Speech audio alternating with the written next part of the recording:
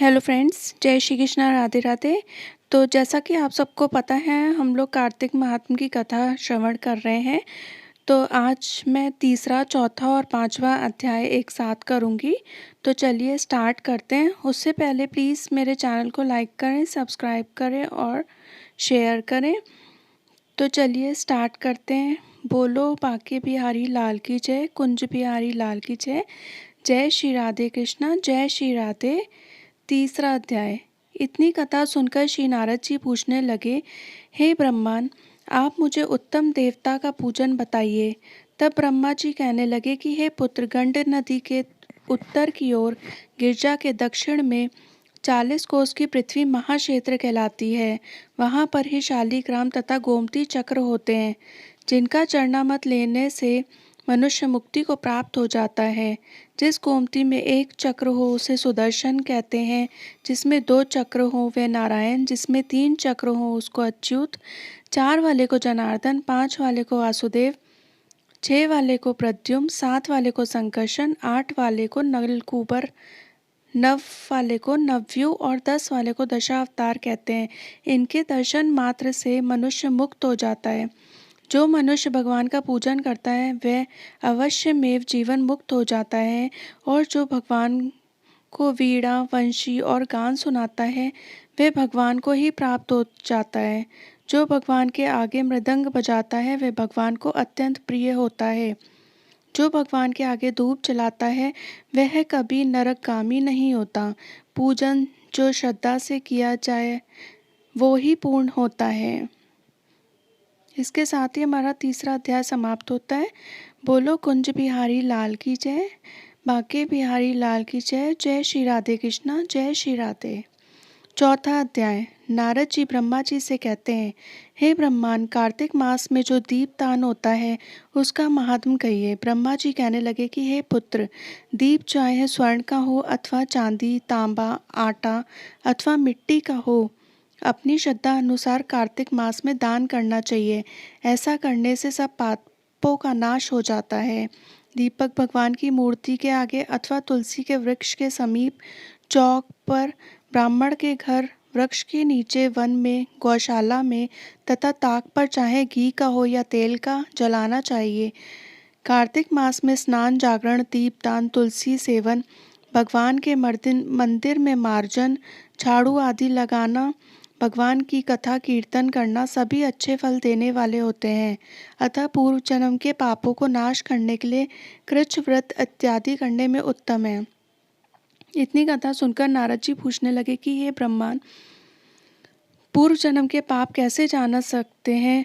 ब्रह्मांड कहने लगे कि हे पुत्र, ब्रह्म हत्यारा, क्षय रोगी, गुरु स्त्रीगामी, कुंठी और सोने की चोरी करने वाले के नाखून खराब हो जाते हैं, और मदिरा पीने वाले के दांत खराब हो जाते हैं। इस प्रकार पूर्व जन्म के पापों से मनुष्य पहचाना जाता है। ये सब दान, तपस्या और कृच्छ वृत्तादि से निवारण होते हैं। अब कृच्छ वृत्तादि कहते हैं, एक समय भोजन करने से पात कृच्छ, 3 दिन सायंकाल और 3 दिन प्रातःकाल भोजन करने से, या 21 दिन तक केवल दूध या पानी पीते रहने से कृच्छाति कृच्छ व्रत कहलाता है। 4 दिन तक कुछ नहीं खाना, फिर सत्तू खाना या छाछ पीना, इसके पश्चात कपड़ा तथा दक्षिणा ब्राह्मण को देना सौम्य कृच्छ कहलाता है। कार्तिक शुक्ल चतुर्दशी को भगवान का पूजन करना चाहिए। भगवान कृष्ण का पूजन करे तो वह तीनों लोकों में पवित्र होकर बैकुंठ को प्राप्त हो जाता है। यदि स्त्री व्रत करे तो अपने पति की आयु कामना के अर्थ भगवान की प्रार्थना करें। दिन भर भोजन नहीं करना चाहिए। आंवला या तुलसी का पूजन करना चाहिए। व्रत समाप्ति के निमित्त ब्राह्मण को गौदान करना चाहिए। इस प्रकार इन कृच्छादि व्रत के करने वाले भगवान को अति प्रिय होते हैं और परम पद को प्राप्त हो जाते हैं। इसके साथ ही हमारा चौथा अध्याय समाप्त होता है। बोलो जय श्री बांके बिहारी लाल की जय, जय कुंज बिहारी लाल की जय। श्री राधे कृष्णा, जय श्री राधे। पांचवा अध्याय। नारद जी कहने लगे कि हे ब्रह्मांड, कार्तिक मास का सुंदर व्रत कहिए। तब ब्रह्मा जी कहने लगे कि हे पुत्र, विधिवत जो परम पवित्र और पाप नाशक नक्त व्रत है वह सौभाग्यवती स्त्रियों को अवश्य करना चाहिए।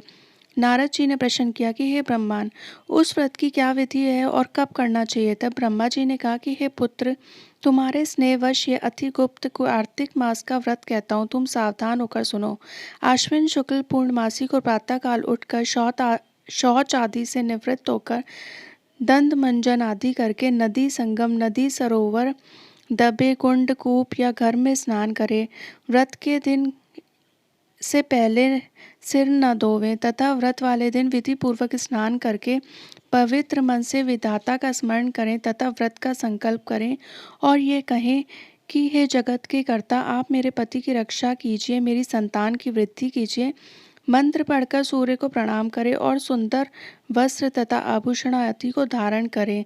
दिन के समय भोजन न करें, ना ही जल पीवें, अर्थात भजनादि में सारा दिन बिता देवें। ब्रह्मा जी कहने लगे कि हे पुत्र, सायंकाल को चांदी, तांबा या मिट्टी की हमारी मूर्ति बनावें, उसको लाल वस्त्र पहनावें और विधि पूर्वक हमारा पूजन करें।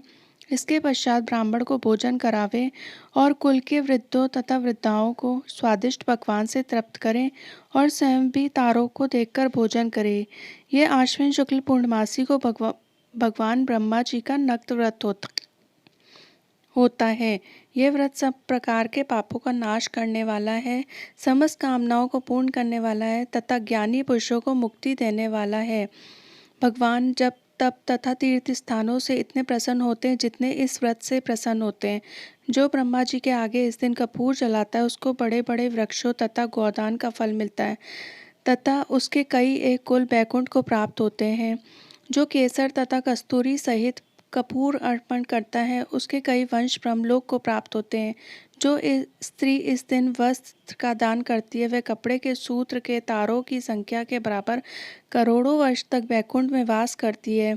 और जो गहने का दान करती है उसको ब्रह्मलोक की प्राप्ति होती है। जो कोई इस कथा को पढ़ता या सुनता है उसको भी अश्वमेध यज्ञ का फल मिलता है। तो इसके साथ ही हमारा 5वां अध्याय समाप्त होता है। जय श्री राधे कृष्णा। बांके बिहारी लाल की जय। कुंज बिहारी लाल की जय। जय श्री राधे, जय श्री राधे। अगर आपको मेरा ये चैनल अच्छा लगता है तो प्लीज़ लाइक करें, सब्सक्राइब करें और शेयर करें। Thank you for watching this video. जय श्री कृष्णा। राधे राधे।